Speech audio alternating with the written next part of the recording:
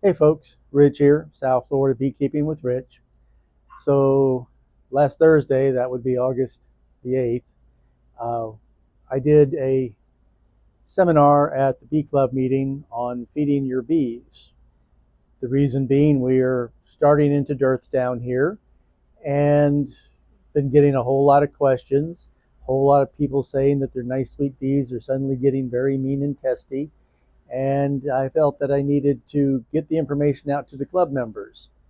But a lot of people who wanted to be there couldn't be there, and so we decided to go ahead and tape the seminar, and we'll do a somewhat abridged version of it here on the channel so that you can learn a little bit about feeding your bees in the summer dearth.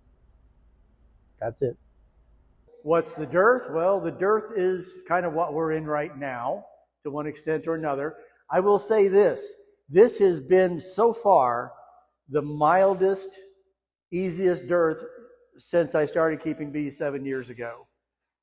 And I'm pretty sure the reason for that is because we had that 6-week dry spell in May, June area, and a whole lot of trees and a whole lot of shrubs had retarded blooming.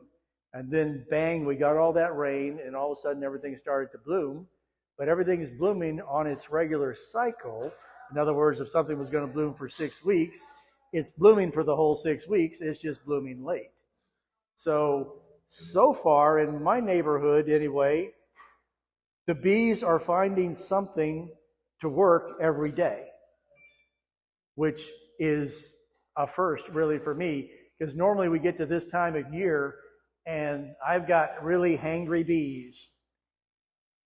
And this year, I mean, the dwarf firebush is doing great. The copperpod trees are still in full bloom, and they normally would have been out 6 weeks ago. Things have been really nice. Now, dearth in South Florida. There are people here who don't know what I'm talking about. And it's not because they don't know the definition of dearth. It's because Frank's not here, so I can't punch him. Frank's apiary is about 90 feet away from a line of 40 massive, mature royal palm trees. And that means that on any given week, there are at least 3 blooms. And a royal palm bloom is about 2.5 feet in diameter. It's about 3 feet long and consists of somewhere in 100,000 flowers or so. The bees love them. And at Frank's apiary right now, there's never going to be a point where they need extra feed.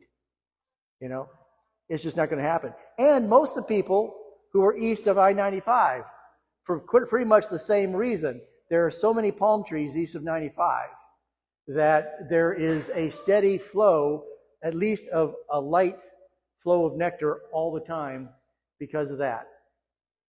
Now, what's the best way to tell? Well, first thing you tell with your bees, if you go out there, you haven't bothered them or anything, and all of a sudden they're defensive, they're bumping off of you, they don't want you anywhere around. And it's like, what did I do to you? Nothing recently that I know of.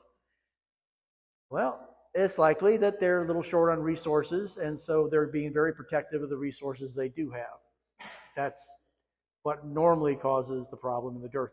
And of course, robbing. Okay, so the thing about robbing is if you see bees hovering just outside the entrance and then shooting straight in, when you're looking at your entrance, the bees fly up, they land, they walk in. Okay? If bees are hovering and then going straight in the entrance, zing, probably that's a robber bee from another hive looking to see how well defended this hive is. Okay? And robbing behavior is a sure sign that there aren't enough resources out there. But when you start seeing bees hovering outside of your hives and shooting straight in, you either have a weak hive or you have a true dearth. Now, Monday, I took a bucket of bees and I hived them up into a box. And I put an entrance excluder so they had 3/8 inch by 3 inches. Because that's all I could do right then because I had other things I had to go do. So I came out the next morning, so gave them a bottle of water in the front entrance and put another reducer on it. But the reducer I grabbed was short from one end a little bit, so they had a 3/4 by 3/4 spot here, and they had a 3/8 by 2-inch spot there. And I said, that'll be fine. I don't have to worry about that. And then I watched the bee go straight in that 3/4 by 3/4. They can't do that with the 3/8 inch. If you ever wonder why reducers are 3/8 inch, if you bought the Chinese beehives off of Amazon, and then you can't fit any American feeder equipment in them, it's because they have 3/8 inch entrances, not 3/4 inch like we do. Makes it easier to defend them. But that bee went right over and said, hey, that looked like a robber bee. 2 seconds later, 2 bees came wrestling that bee out and manhandled him and chucked him off the follower board.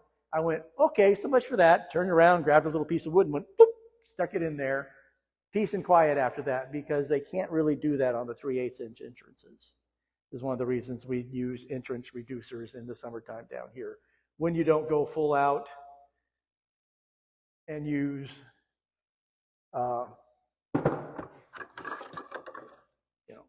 full out robbing screens, which this is the latest I've ever gone without putting my robbing screens on my hives.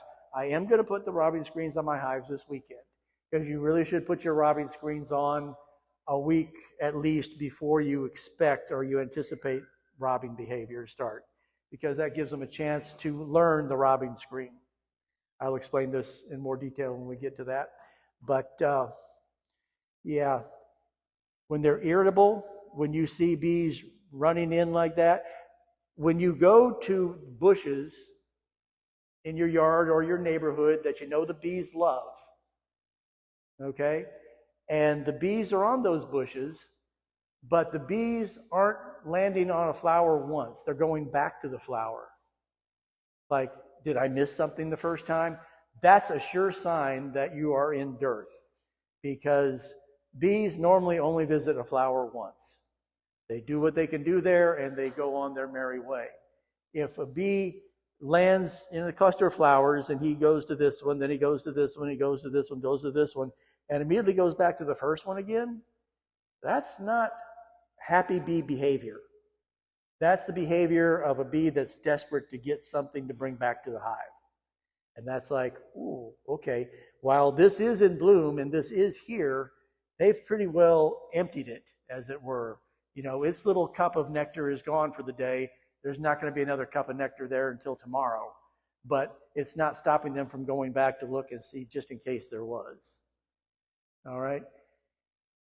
Dearth is an awkward thing. And the thing is, it's not a consistent thing down here. Dearth down here is like this. Something will bloom. And it may bloom for 10 days or 2 weeks or 3 weeks. And that is enough to keep the bees going. And then that stops blooming, and then there's nothing blooming. And then a week later, something else starts blooming, and the bees can go to that. That week in between, they're having to fall back on their stored resources, which may not be much. And that is what we call dearth. The whole thing is dearth, but our dearth is kind of cyclical through the course of the summer. As we get deeper into summer, this month, August and September, are prime months for it just not being a whole lot out there for the bees. So far this year, it's been better. I'll explain. So my background is forestry and arboriculture. I've been an ISA certified arborist here in Broward County for 24 years now. And my job is to look at trees. And when we have a hurricane, the trees twist, right? And it's just like getting sprained muscles. Trees get sprained. It's a slippage of cambial layer between outer bark and inner bark. And that sends out hormones into the tree that says, we're going to die. We better do something to perpetuate the species before we're gone. And so I'm thinking of one in hurricane in particular. We'd already had all the bloom for the yellow tabs and the pink tabs and a whole lot of other of the earlier spring things. 3 weeks after the hurricane, everything was in bloom again. Well, Rich, that's great. That was blooming during the middle of dearth. Yeah, that was great for that right then. But the thing is, they will tell you, Anytime we have a hurricane like that, it throws the timing of all of our tree blooms off for 3 years. Things bloom just without rationality. I was trying to keep record of when things were blooming. This year they're blooming, July 3rd through July 22nd, but the next year they were blooming in April. What the heck? I don't know what's going on here. But that's all it is once they have been twisted around by a hurricane, it can take up to 3 years before the trees get their footing and get back on a regular cycle and things bloom at the normal time. This had been going on for the last couple of years. Then we had this 6-week period of really, really dry weather here. And a whole lot of flowers were shriveled up. If you were walking around and you were looking at the Spanish needle on the ground, okay, the fast food of the bee world, of course, is your Spanish needle, your Ricardia. There's several good weeds that are in everybody's lawn that the bees can use if they don't have anything better, right? They can fall back on that stuff. But it was so dry that even the Spanish needle, which is one hell of a drought-tolerant plant, in the afternoon, the petals were all shriveled. I don't think I'd ever seen that before. The petals of the flowers were just shriveled. In the morning, they were good. The bees were getting out there and they were hustling in the morning, but they weren't hustling in the afternoon. But the nice thing is that once the rain started, boom, there we go. It's going great now. Another example, like Frank's. There's a guy up in North Palm Beach. He's not a member of the club, but he's got a barn that has like 6 beehives in the side of the barn. But you walk out his back gate, he's got a 30-foot by, as far as you can see in both directions, a right-of-way for a canal. They only mow it once a year. So for 2 weeks, he's got a dearth. And 2 weeks, they got plenty of resources, trust me, because those bees are doing great. They may only have Spanish needle, and I doubt that they only have Spanish needle, but if all they had was Spanish needle, that's all they really need, because they had so much of it. So it's going to be spotty. It's going to be here and there. Some people are going to have it worse than others. It's not going to be consistent. This isn't like Georgia or Illinois or anywhere else where you can pretty well say, yep, mark it on the calendar. We're in dearth now, and we'll stay in dearth until the fall or whatever. It doesn't work that way here. It's very on and off, very on and off. Some years it's hard, some years it's easy. But all this means that we have to feed the bees. When do you feed bees? Well, you feed bees when you're hiving a swarm. You want to feed them 1-to-1 syrup because they need to build comb. And so you want to give them all the 1-to-1 sugar water you can so they'll build lots of comb for you real fast. Same holds true if you are hiving a cutout.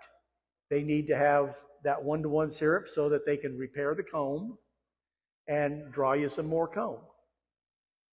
You want to give sugar to bees, believe it or not, when you are requeening them. Now, this is like you want to feed your bees like 2 days before you requeen them, because when you've taken the old queen and they're all pissed, if they've got a belly full of nectar, they can't really bend their abdomen to sting you so much.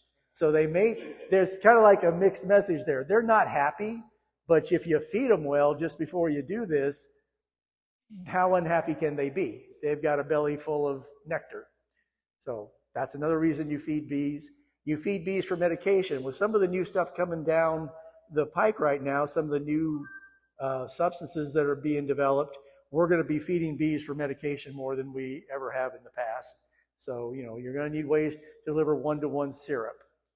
Okay? Now, for you experienced beekeepers in here who have all your equipment, and it's like, Rich, I've got my setup. If I want to feed sugar water, I know, I've got all my equipment. I know what to do. But a whole lot of the people in this room, you don't really have your feeding equipment yet. And so that's what I want to go over this evening. I want to show you guys some things you can do tomorrow morning. Okay? I want you to be able to go home tonight and know that tomorrow morning you can grab a couple of things out of your kitchen and you can go out and feed your bees without any extra equipment at all. Now, you don't want to keep doing that because you want to get settled into your own routine. But if you need to feed your bees tomorrow morning, I want to make sure you leave here tonight knowing how you can go do that tomorrow morning. And I'm going to let you look at a whole lot of different equipment so that if you do want to spend your money, you spend it on the right stuff. Okay? So let's get into it. This is mostly a show and tell. So I'm going to go over a lot of stuff here, and then I'm just going to step out and let everybody come up here and swarm everything. And, you know, pick it up, look at it, kick the tires, do whatever you want, answer questions. We'll be great. Okay, so I'm not going to be polite about this. I'm going to tell you what my system is. I'm going to tell you, and everything here has been systems, things that I have done, and I want to tell you what I have used for years now, and it suits all my purposes. All right? And that is, first off, the rapid feeder. Now, this rapid feeder came from England because that's where rapid feeders were originally developed. And back when I bought a pack of 5 of these, that was the only place I could get them from. And I don't want to tell you what I paid for them. But they came from England. And once I found them, it's like, I am in love. I think I have found the perfect solution. Well, we have found that perfect solution. And you can get this size, and you can get the smaller size. Okay? What a rapid feeder is a bunt pan on steroids, I guess you'd say here. So a rapid feeder is a tray that you can put liquid syrup in, 1-to-1 or 2-to-1. I'm sorry, I should back up for a moment, shouldn't I? Sorry, since there are so many new people here. 1-to-1 is 1 part sugar to 1 part water. I don't care whether you're doing that by volume or by weight. It matters not. Guess what? It comes down to the same. 1-to-1. Volume to volume is easiest. You know, 4 cups of sugar, 4 cups of water. You heat the water first, and then you add the sugar to the heated water. You do not heat water, put the sugar in, and keep heating the water. The water comes off the heat before you put the sugar in. Because if the sugar gets too hot, because of the way you're heating it there, it can create substances in the mix which are poisonous to bees. Speaking of poisonous to bees, white sugar only. White cane sugar, white beet sugar, no difference, but white sugar only. Ooh, my bees only get the best. I'm going to give them brown sugar, light brown sugar, dark brown sugar, turbinado sugar, molasses. No. All of these things have more ash in them. So they clog up the guts of the bee more. Now, is that as important here as it is in Michigan? No, it's not as important here because our bees can fly 365. So if they end up with a case of diarrhea, they can leave the hive and poop. Okay, it's not as bad as if it was the same thing is happening in Michigan during the cold spell and they can't go outside. Then they end up fouling the hive, which means that as soon as it's warm enough to fly, the whole hive's going to abscond. Okay, because they're not going to live in a toilet. So it's not as bad here, but just don't do it, okay? But Rich, what about honey? Well, if the honey came from your own backyard and you want to do that, why you'd want to do it, I don't exactly know, but if you want to do that, that's fine as long as the honey came from your own backyard and you are not increasing their risk. What do I mean when I say increasing their risk? Well, Monday I was at Aldi's, and I don't know about you guys, but I tend to take time and just look at the honey jars, right? I love to look at all these. So they had one up there in large letters. It said regional honey. And then it had SE. Oh, no, it said local honey. Big letters, big font, local honey. And then underneath it, it had a big SE for Southeast. And I went, interesting. Okay. So this was packaged in Illinois. And it was packaged using honey that was purchased from people from Louisiana to South Carolina. Okay? You're going to tell me that there isn't a single spore of American foul brood in that honey? Never, ever feed your bees honey that did not come out of your own backyard, or you are going to take the chance of delivering more American foul brood spores. Now, does your honey in your backyard have American foul brood spores in it? I absolutely guarantee it does, but they don't have it at a level that is bothering the bees if you have a nice strong colony. We had, I think, two apiaries that had to be destroyed for American foul brood here in the last 5 years. Okay? There was a time when that could have been hundreds. That's why we have inspectors. That's why they come out and look at everybody's hives all the time. But American foul brood, the spores are in every hive, but it's just like, how many different hundreds, if not thousands, of bacteria do you have floating around in your bloodstream? But none of it is at a level that causes you any problems. The bees can handle it. We can handle it. Works the same way. But don't increase the problem. Besides which, if you have honey, can't you think of something better to do with it than feed it back to your bees? When bees have been shown, research studies in Australia particularly have shown that bees prefer white sugar to honey 2 to 1. So you're not depriving your bees if you feed them white sugar, okay? Now, most of the time when I'm feeding white sugar as a syrup, I like to put a little bit of Honey Bee Healthy in it.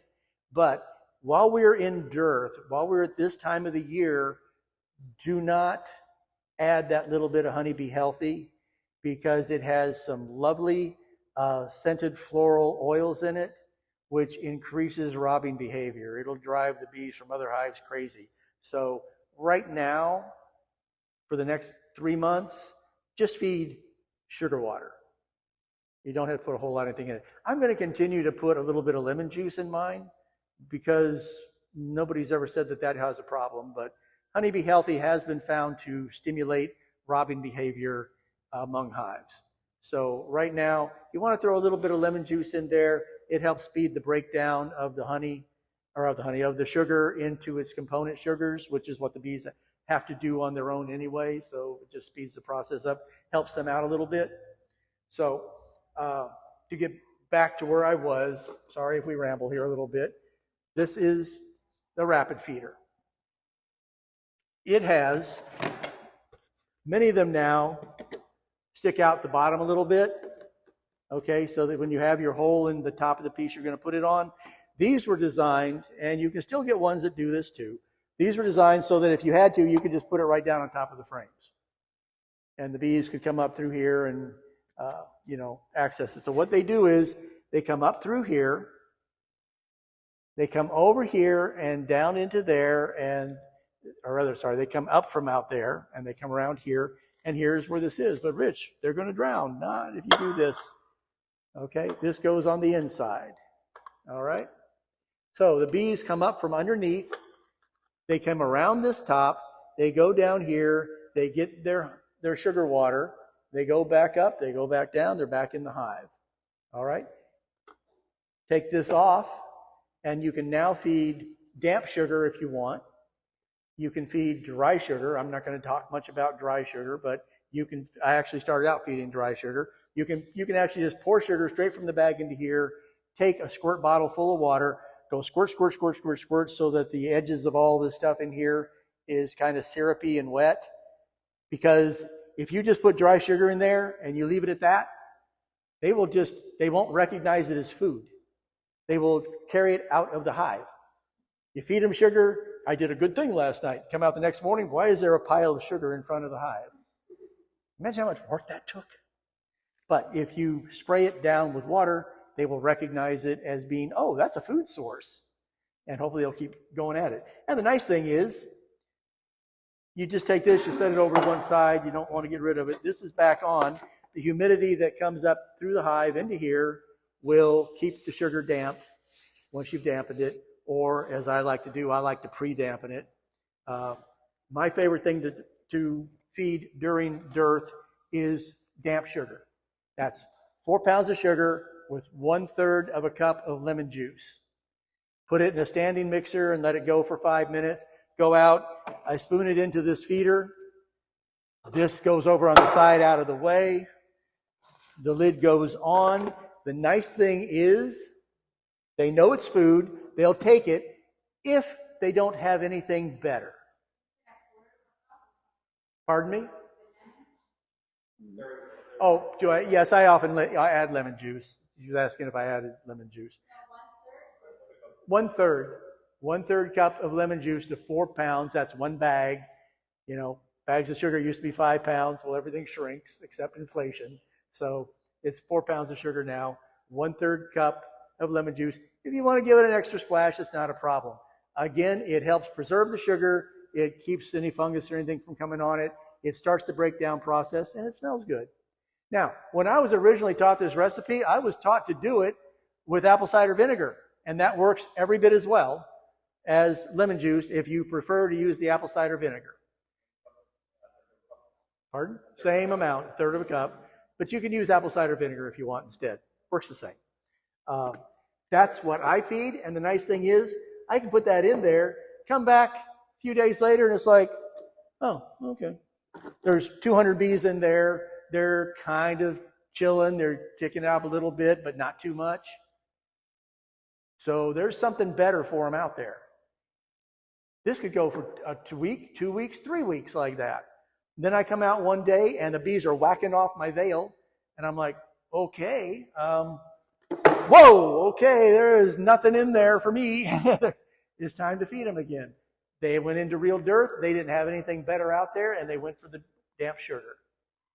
But the nice thing is, I don't have to second guess it. The alternative to damp sugar is 2-to-1 sugar syrup. Well, 2-to-1 sugar syrup, just like 1-to-1 sugar syrup, goes bad before very long. It will get, some fungal growth in it. It'll start fermenting, and when it starts fermenting, it's not good for the bees. The damp sugar doesn't do that.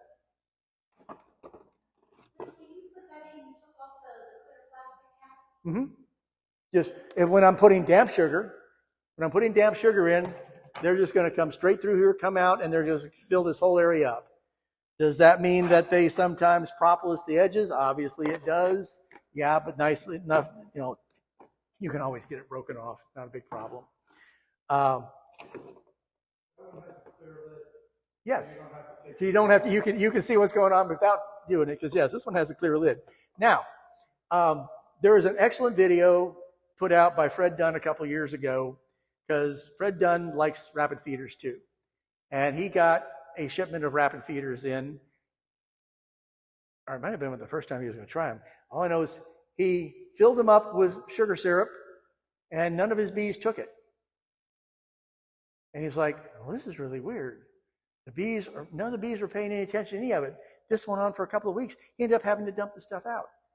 And then he realized that the reason the bees weren't taking it was because the lid here was laying directly on top of that. It was a matter of Chinese had stolen the idea, but nobody who knew anything about beekeeping and was involved in the process of setting up the molds for making this stuff. Okay?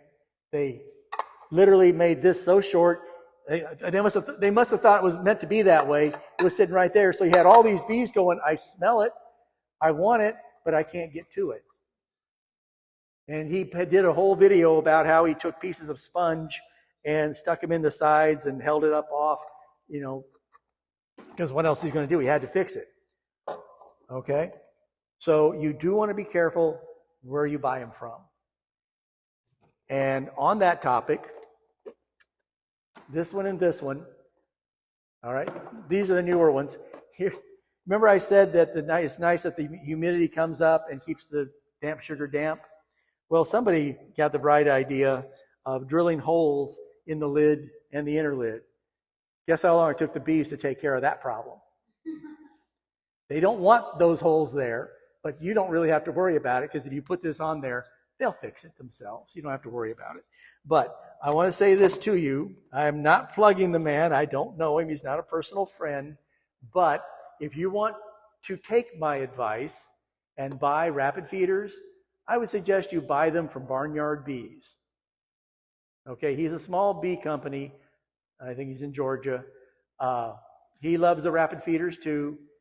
He's done plenty of videos on them and such, but he has a storefront. So if you buy them from him, he's already checked them out. Okay? You're not going to, and his prices are very competitive, and you're not going to have to risk, he's not going to sell you something that isn't going to work. If you buy... I did buy some from him, and they all came twisted, so I had to put like stones and stuff on it because I drowned a lot of these because that it got warped. Cover, exactly. So I had to put like heavy weights on it for it to stay on. But I guess they just did it by what? But really, I wouldn't have thought that's the first negative comment I ever heard about barnyard bees. It's just that if you buy this stuff off of Amazon, like David Rosen over there, he bought his beehive off of Amazon, but then he went down to South Florida Bee Supply to get some feeders and things, and one of these things is not like the other because the Chinese hives always use a 3/8 inch bottom board instead of a 3/4 inch bottom board. All right, so. And if you see here, this is a Chinese feeder, 3/8 of an inch. You put this in a 3/4 inch entrance slot, and bees just come and go all through here. Robbing goes on like crazy and everything else because it's 3/8 of an inch instead of, we need 3/4. So if you're going to use these things, you need to cut a little piece of pool noodle or something and stick them in here to block things off and things of that nature. It can be a pain. Again, Chinese, 3/8 of an inch. Bottle feeder. Yeah. I'd go to the dollar store if I was you. Now it's $1.25 store. They have all these energy drinks in these little skinny bottles. They work great for these things. But again, you see the flare up right here. It's not the best. They're good and useful in their own way, in their own time, in their own place. And I'm going to let everybody look at them and see them. Hopefully I'm going to save you the money of buying any of this stuff. I bought it and tried it for you because everybody tell you I have to have one of everything. So I always have to try whatever comes out. All right. As I promised, more than anything else, I want to show you, some of you new guys, some ways that you can feed your bees tomorrow morning without buying any extra equipment right now, okay? Because you got to do what you got to do, and you got to do it now, not later. So I like, more than anything else, to feed damp sugar. Now, damp sugar, all you got to do, take a piece of newspaper, if you have to, put it right on top of your frames. Make up your damp sugar first. Make up your damp sugar, stir it all up. Standing mixer is a whole lot better. Go outside, open your hive, lay that straight on top of your frames. Take a spray bottle, give it a couple of squirts, dampen it down. It'll keep it from blowing away while you're doing this number. And then put the damp sugar on there. Take that spray bottle, since you got it, give it a couple extra squirts, put everything back together. The bees are going to come up. They're going to take the sugar off of there. They're going to eat the edges of the paper away from there as well. That's step number one on that. But hey, Rich, I hope you're saying or thinking. There it is. Couldn't we do something better? Yeah, well, there's a divider for a notebook. That's great. You put that on top of your frames, put your damp sugar on there. The bees don't eat it. You can keep reusing it. Okay, this is what you can see all the problems around the edges of it. This is what I use for things like that. Okay. The next step, something I used way back when. Now, if anybody had come here from the north, you would probably, this is for feeding fondant in the wintertime. They would literally have this, they wouldn't have this edge back here. They would have that flat. They would pour candy fondant in here, let it harden up, and they would put that on for the whole winter. But this is also, I keep trying to throw these away, and every time I get to the point where it's like, you know what? I haven't used this in a few years. It's taking up space. Then all of a sudden, I find some weird reason to have to use it. This is not 1/8 inch hardware cloth. This is 1/2 inch hardware cloth. The bees come and go through this freely. So you can do the same thing. You can put that piece of paper right there and use it. You can put this right there and use it. You can put all kinds of things that you can use narrowly in here. Now, you'll notice that this is a lot narrower than this, okay? So it doesn't quite fit these. I think we're done with that. Okay. Before we get off the topic of rapid feeders, I want to talk about this. We've already talked about how the Chinese do things without really knowing what it is they're doing. And here's a great example right here. You can buy these all day as hummingbird feeders. If you type in honeybee feeder, this will come up. But it won't say honeybee feeder on it. It'll say hummingbird feeder, but this will still come up. I don't know how you'd feed a honeybird with this. So I ordered a pack of 5 of these. 3 of the 5 came shattered because this is a really hard, brittle plastic. So shipping is not good. But here's the real problem. Yes, it has quote unquote serrations for the bees on both of these, but they're not geared to the bees. They were simply put there by an engineer who was told to put them there with no understanding of what it was they were supposed to accomplish. So, no, this isn't me being less than cleanly with washing things. I put these things out. I filled them with 1-to-1 syrup. I came out the next morning to check on them, and they were completely clogged with dead bees. I mean, in the middle here, because they had no purchase. The bee came over right into the syrup, because the syrup comes up inside here, of course. You understood that. So all of them uniformly, completely packed past the rim here with dead bees. I figured out what was going on. I scruffed them up some with some 60 grit sandpaper, and then I took a whole bunch of propolis and I smeared propolis all over the inside of them because I needed to use them right then. I had a bunch of nukes that needed to be fed. So, and I'd already built the shims for it, so that's what I did. And it worked. It gave them the footing that they needed so that they could use these. But these stay in the very bottom of one of my feed boxes, and I will only use them in direst emergency. And I don't think I've used one of these in at least 3 years, because these suck.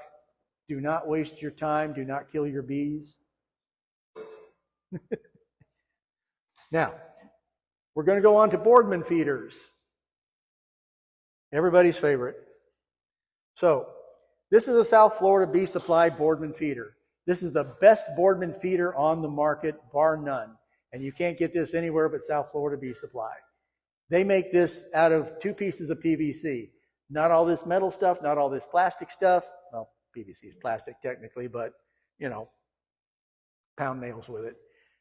Great feeders for what they are, but they're Boardman feeders. Boardman feeders were meant to go on the entrance board of a hive. So they would go here with the bottom board underneath there, and you take a lid perforated with holes,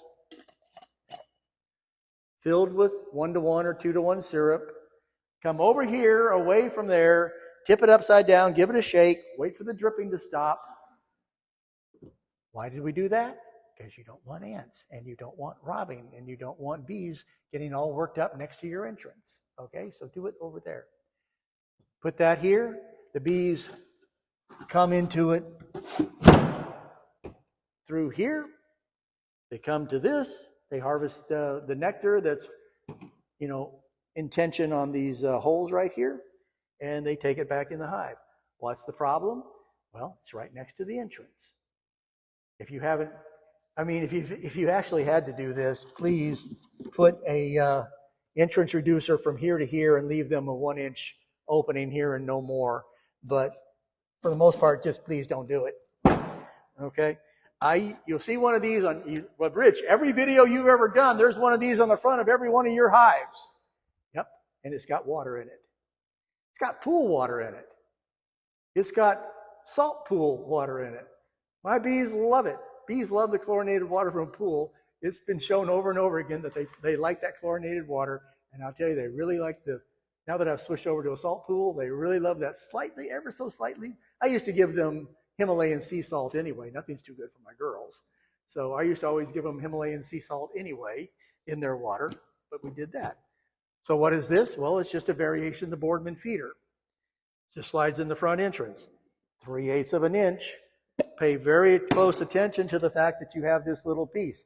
If you feel that you have to get one of these things, be sure you use that and use it correctly, because otherwise you'll have drowned bees all up through there.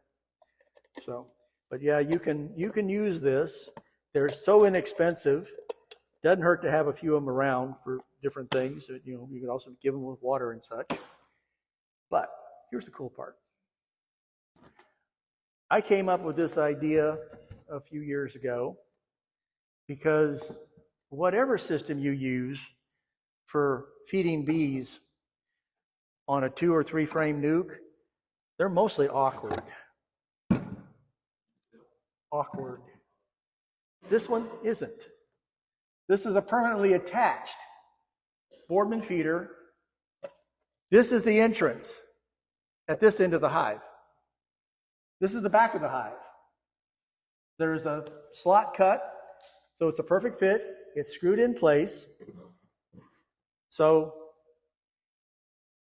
I'm going to explain something here. So like I said, this is a South Florida Bee Supply PVC one. These are my homemade ones. Okay. What I did, after seeing how these were made, one day I went and got a 6-foot board of PVC. I got, for $14, I got 13 feeders out of it. I simply went crazy one day on the table saw and the drill press, and I made a whole lot of these. They're smaller. They fit this size bottle, this size bottle, this size bottle, all with no problem. So they were perfect for use on this. And when I put up the video that I did on this, I got one of my viewers wrote in and said, my mentor had me do this on all of my hives. They took the bottom boards, they cut out a space for a Boardman feeder, and that's all she's ever used is Boardman feeder at the back of her hive. It's perfectly sealed. No bees can get in through here. It's not at the entrance. And it's like, that's a great idea. I'm slightly leery of it because, as you'll see, when I thought this thing through, I extended the bottom board so that there was plenty of stability here. Because normally you would just be holding on by, this much area. And I just extended it so I had more space. But this works great. For these little, thank you, Jeff, mating nuke. Hey, I'm senile. Come on, guys. Give me a break here. Okay. So, we have touched on the topic of Boardman feeders at this point. So we've got to continue along that line for a moment. Problem with the Boardman feeder is this. Everybody see how nasty this is? Well, this is what your ball jar cover looks like in short order. Okay? So, here's one solution. You can buy stainless steel ball jar lids. And the nice part is, they're not recessed. What do I mean by recessed? I'm going to teach you something maybe you didn't know tonight, guys. So here's your regular ball jar lid and insert. Okay? Now you can see the insert is recessed, and you can see that the lid is recessed. Okay? By far the most popular way to feed bees for most commercial people is to have a board with a hole in the middle of it with a piece to accept a jar, full-size jar like this, or even a half-gallon jar. The lid has a hole in it underneath the hole, there's a piece of screen. You turn the jar over, you put it right on top of the screen. If you put this jar lid right on top of the screen, it is so recessed that the bees may not be able to get their tongues up there to get to it. Let me repeat that. Between the time you've added this to this, it can be so recessed that the bees can't get up there to get to it. How do you take care of that problem? It takes about 6-8 seconds. Well, it may take me more than that to get this out of here. Come on, why aren't you coming out? Well, at any rate, you take this with a hammer, you flatten that all out, and then you take this and you tap it with the hammer on the inside and you flatten it all out. You put the two together and you now have holes that touch directly onto the screen so the bees can get to the nectar through the holes. If you're going to use these because it's all you got at the house today, then flatten it out first. Okay? Now, if you're just drilling a hole in the top and you're turning this over and you're just putting it in there with no screen on the bottom, you don't have to do it.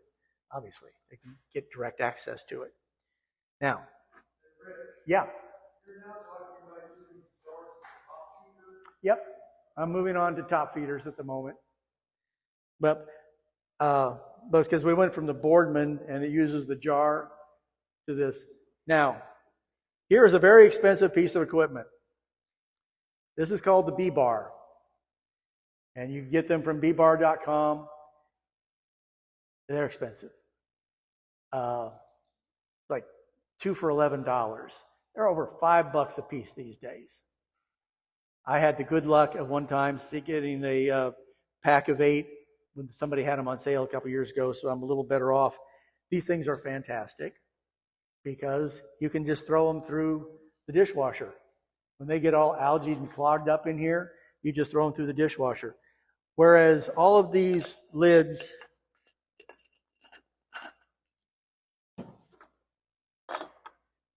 this one comes from South Florida Bee Supply. There's another one here somewhere from South Florida Bee Supply.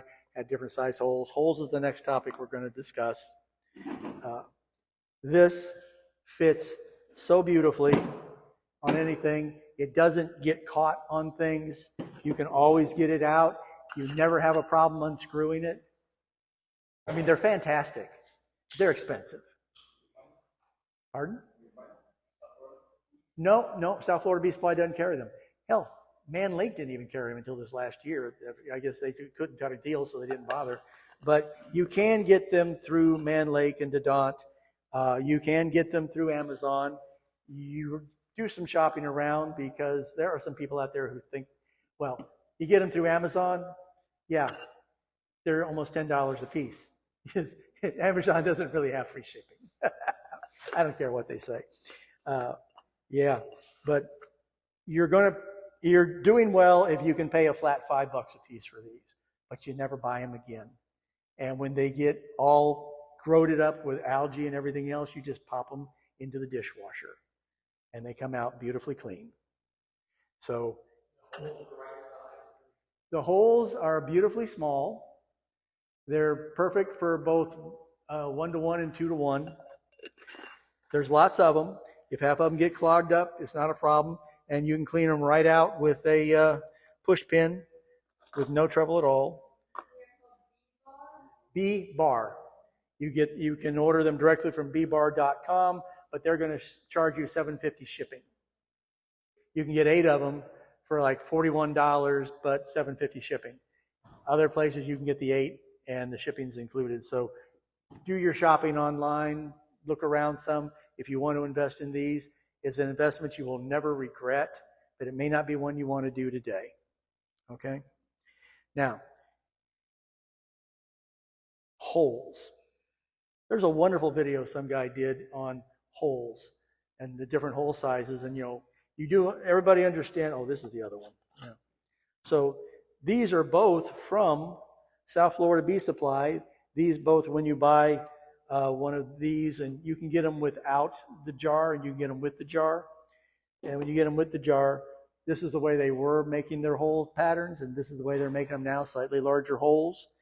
Either one of these is fine. This is going to be better with 2-to-1 syrup at this time of year, slightly larger hole. How do you make nice small holes? There's a stainless steel lid I made 3 holes on. I've got my hammer here to show you. I've got this here to show you, and there's my push pin. So when it talks about hole sizes, all you need to remember is push pin. All right?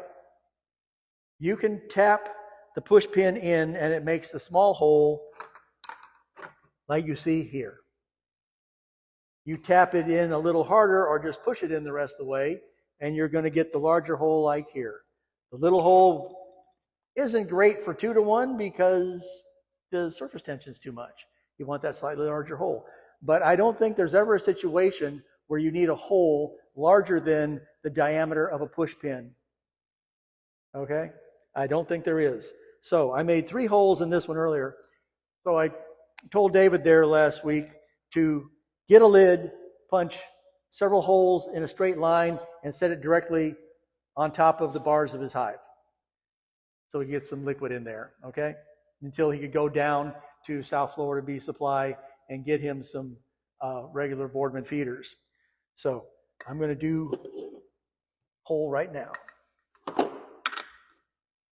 Don't hurt yourself. All right? Get a pair of pliers and hold it.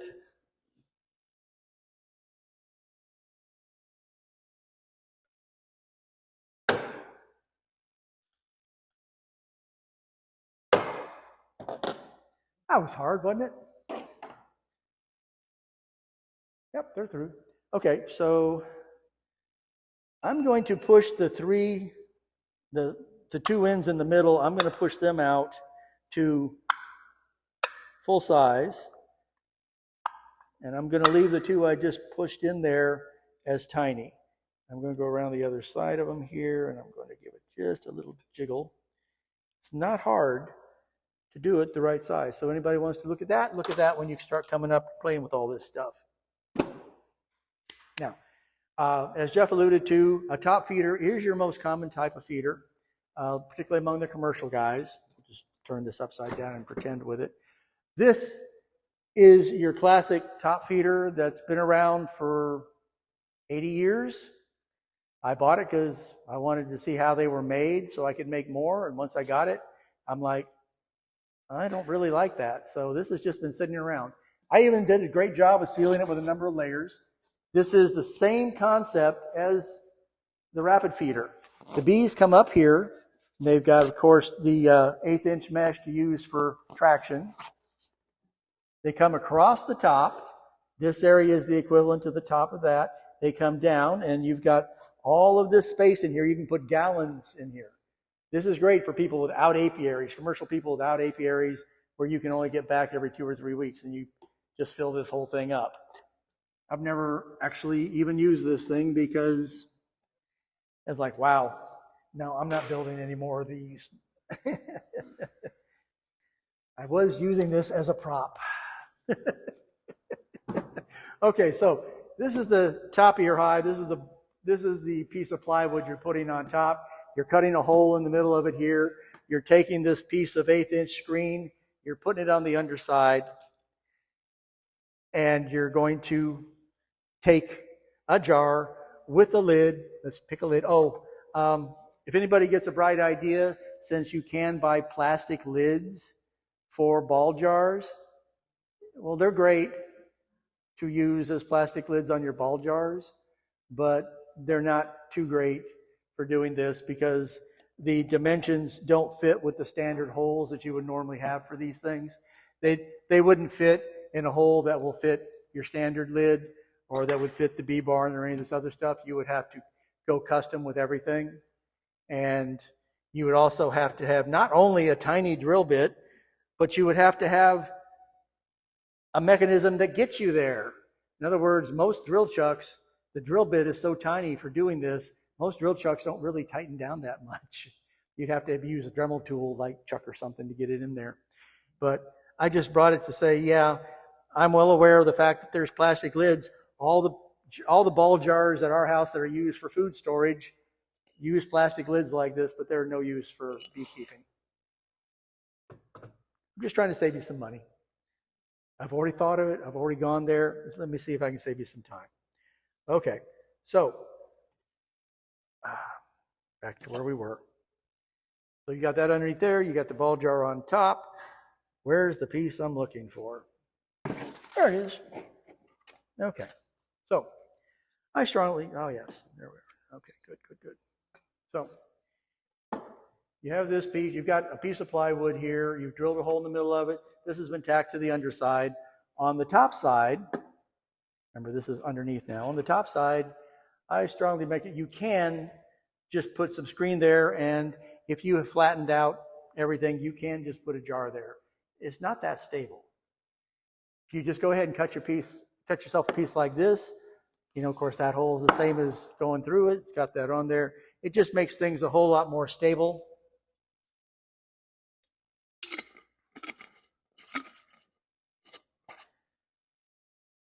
So it's like that. When you're not feeding and you take this off and this is just the top of your hive, then the hole saw that you use to cut this, you just take a piece of Formica. You just use as a plug like that so that you don't have an open hole. Yeah. You wouldn't need the screen on the inside because you don't want the bees coming out and staying in your face.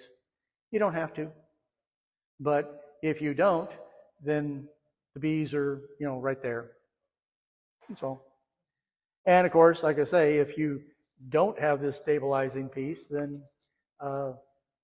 you really need something to hold the end of the jar. Okay, now we can get rid of that because we've done that little bit, and we can look at those things when the time comes. All right.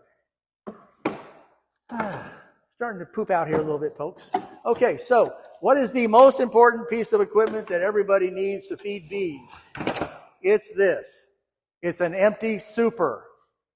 For all you beginners who just have the basic starter kit that you ordered from whoever you ordered it from, order a couple more of these.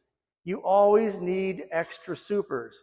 These supers are used for feeding all across the board. You can do something as simple as put this on top, empty, of course. You got your frames looking right there. You can put this Boardman feeder sitting on your frames and let the bees come in and do it, the Boardman feeder.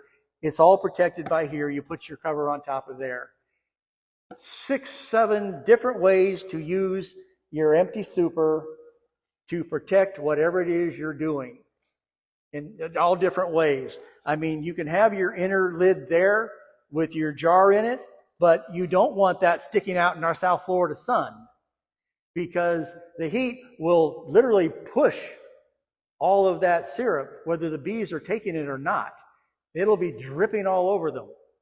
Okay? So you need to put the super on top of it, and you need to put a lid on top of the super. The single most important thing that everybody needs to know probably here is that you need some extra supers. Because if you need something the day you need it, it's too late. You're behind the 8 ball. Order yourself some extra supers ahead of time. Okay? I know they take up space, but just order them anyway. You need them. All right? So, oh, that's interesting. Anybody see anything that looks remotely like a frame feeder here? Looks like I forgot it. All right. Well, of course, there's frame feeders. You can have either takes up 1 space or 2 spaces. It drops into the hive. You fill it with syrups. You can't really, I guess you could put some damp sugar in it. That would be a mess to clean up later. You can put anything in there. Of course, you have to open the hive to check whether it's full or not, to check whether it needs to be refilled, to do anything with it. You have to open the hive. And trying to avoid that because we're talking about dearth here.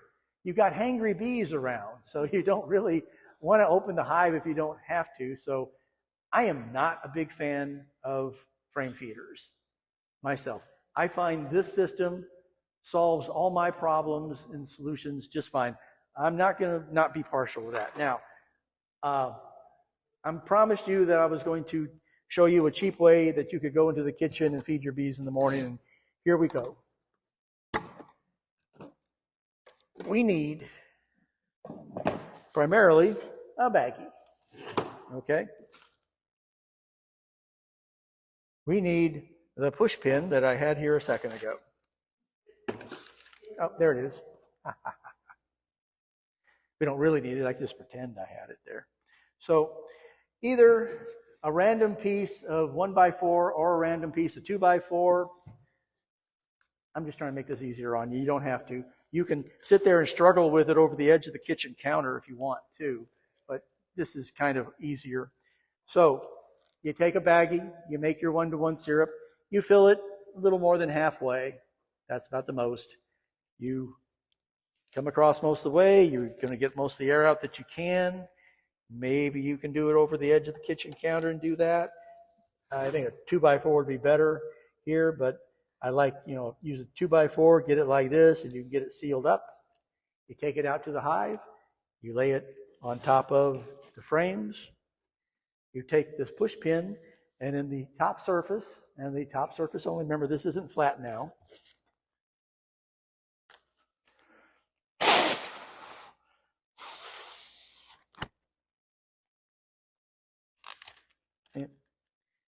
So this is looking kind of like this, and you doop, doop, doop, doop, doop, doop, doop, doop on the top side.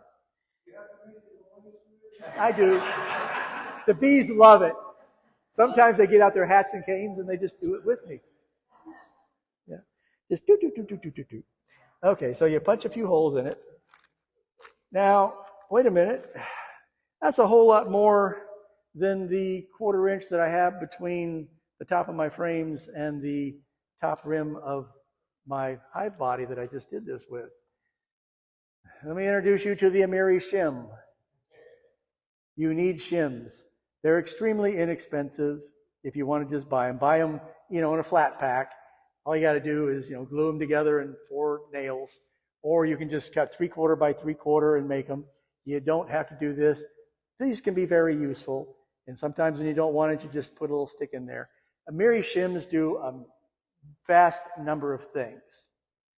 But today what it's going to do is it's going to add just that little bit of extra height that allows you to put that in there. Another thing you can do with an Amiri shim, if you are going to have a hurricane and you're afraid of flooding, you put the Amiri shim on the top of your top box underneath your lid, so that you have this entrance here, so that if by some chance the water is rising on your bees aren't trapped in the hive. They can come out, they can hang around on top. You don't have to lose the hive. But Amiri shims. First time I read about them, I ordered 6 of them. And I've never regretted that decision. It goes wherever you want to put it. If you want to have an opening, if you want to do that without drilling a hole, you can do an Amiri shim underneath there. Amiri shim goes wherever you want it to go and does whatever you want it to do. It gives you a 3/4 inch spacer. And that 3/4 inch spacer is great for feeding. I would draw your attention momentarily to the fact that there's an obviously added later rim on the underside of this. On all of mine, there's this later added rim on them, because I wanted to start feeding bananas at certain times of the year.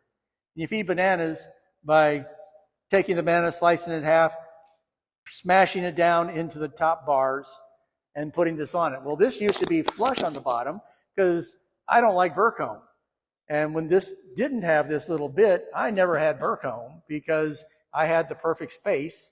The bees didn't have any inclination to either propolize it or burr comb anything. Everything stayed nice. I get some burr comb now, but it allows me to mash my banana into the top, and I can put this on there. So this is my Amiri shim, but I only need 3/8 of an inch for this so that I have the room to mash the banana without it becoming a royal banquet for the small hive beetles.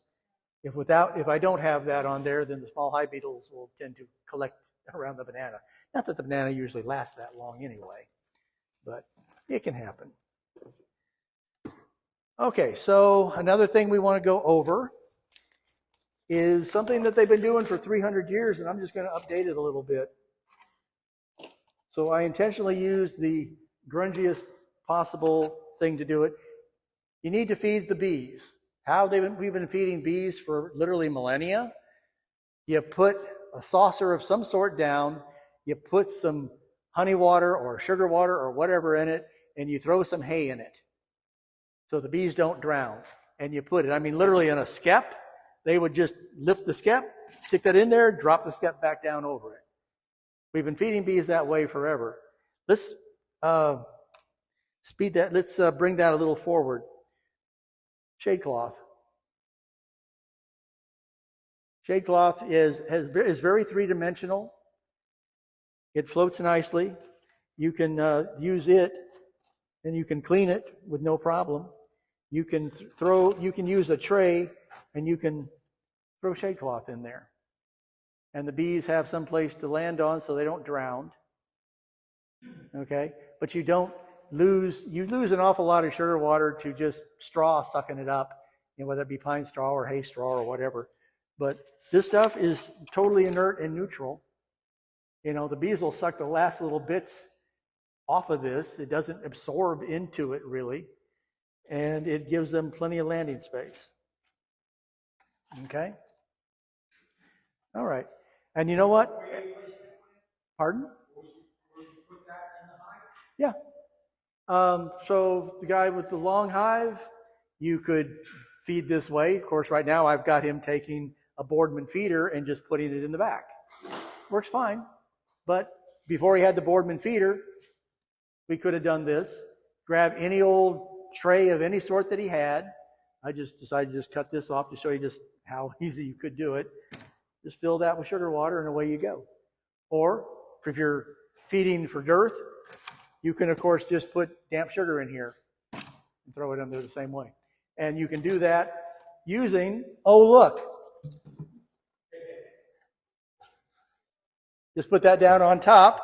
Sit this on top of the hive, right? Put your board on top of it. Endless uses. This is the Swiss Army knife of the beekeeping world. It's not the hive tool. This is the Swiss Army knife of the beekeeping world. There you go. Here, you want me framed? Is this the new picture for the front of the website? All right. Okay.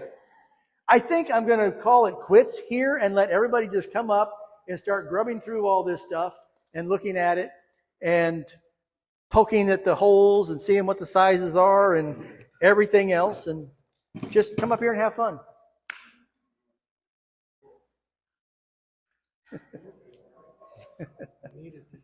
Good. I felt a lot of people did. Mm-hmm. Mm-hmm.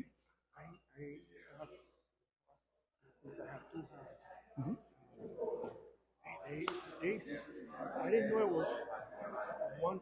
Okay. Hope you enjoyed that presentation. Be sure to like and subscribe to the channel.